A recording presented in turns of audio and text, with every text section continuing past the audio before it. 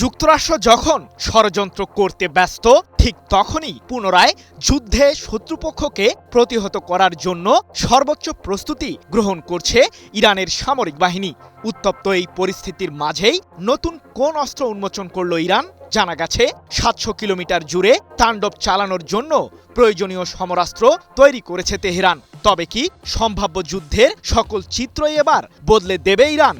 এদিকে শান্ত যুদ্ধের ময়দানে পুনরায় উত্তাপ ছড়ানোর হুঁশিয়ারি দিয়েছেন মার্কিন প্রতিরক্ষামন্ত্রী পিট হেগসেথ। প্রশ্ন হলো, ইরানের বিরুদ্ধে আরেকবার পরাজিত হবার মতো ভুল কি করবে যুক্তরাষ্ট্র? সাম্প্রতিক সময়ে ৩টি বিমানবাহী রণতরী মধ্যপ্রাচ্যে মোতায়েন করে ইরানের বিরুদ্ধে আগ্রাসন ছড়ায় মার্কিন সামরিক বাহিনী। কিন্তু সেই সফলতার মাপকাঠিতে যে কয়েক গুণ পিছিয়ে গেছে যুক্তরাষ্ট্র, সেটি হারে হারে টের পেয়েছেন মার্কিন প্রেসিডেন্ট ডোনাল্ড ট্রাম্প। কারণটা বেশ পরিষ্কার। ইরানের ছোড়া মিসাইল আর আত্মঘাতী ড্রোনের সামনে যেন কুলহারা হয়ে পড়েছিল মধ্যপ্রাচ্যে থাকা মার্কিন সামরিক ঘাঁটিগুলোর এয়ার ডিফেন্স সিস্টেম। তবে এত ক্ষয়ক্ষতির পরও ট্রাম্পের দাবি তার বাহিনী নাকি ইরানের ক্ষেপণাস্ত্র সক্ষমতাকে গুঁড়িয়ে দিয়েছে। কিন্তু যুক্তরাষ্ট্রের গোয়েন্দা সংস্থা সিআইএর তথ্য বলছে পুরোপুরি ভিন্ন কথা। ইরানের মোট মিসাইলের মাঝে এখনো প্রায় ৭০% টিকে আছে, যা দিয়ে আরও বেশ কয়েক মাস যুক্তরাষ্ট্রের বিরুদ্ধে হামলা চালাতে পারবে দেশটি, এমনটাই দাবি সিআইএর। কিন্তু বিপুল পরিমাণ অস্ত্র থাকার পরও আরও নতুন সমরাস্ত্র তৈরির দিকে ঝুঁকছে কেন ইরান? মার্কিনীদের কোনো আশ্বাসের প্রতি ভরসা করছে না তেহরান। কারণ ১ মাসেরও বেশি সময় পর যুদ্ধবিরতির শর্ত লঙ্ঘন করে ইরানের বিরুদ্ধে পুনরায় হামলা চালিয়েছে মার্কিন সামরিক বাহিনী।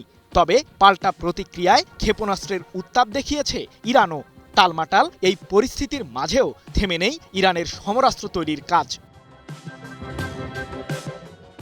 রজব 27 মডেলের স্পিডবোট আকৃতির নতুন একটি যুদ্ধযান উন্মোচন করে মার্কিনীদের রীতিমতো তাক লাগিয়ে দিয়েছে ইরানের সর্বোচ্চ প্রতিরক্ষা বাহিনী আইআরজিসি।